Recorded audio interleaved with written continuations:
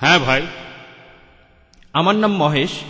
আপনি আজকেও খুব সুন্দর একটা লেকচার দিলেন।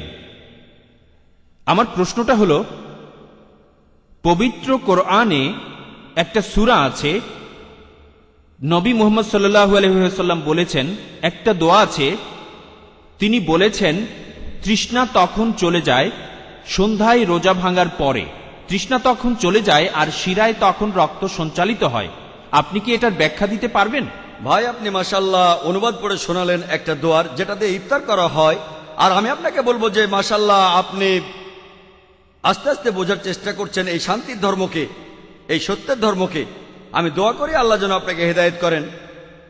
ভাই প্রশ্ন করেছেন যে আমরা ইফতারের সময় যে দোয়াটা পড়ি তার অর্থটা আসলে কি। আমরা ইফতারের সময় আল্লাহ তাআলার কাছে প্রার্থনা করি যে তৃষ্ণা তখন চলে গেছে আর ধমনীতে রক্ত চলাচল বেড়েছে। আমরা যখন ইফতার করতে যাই আল্লাহ তাআলার কাছে প্রার্থনা করি যে আমাদের ইফতারের সময় আমাদের তৃষ্ণা চলে গেছে।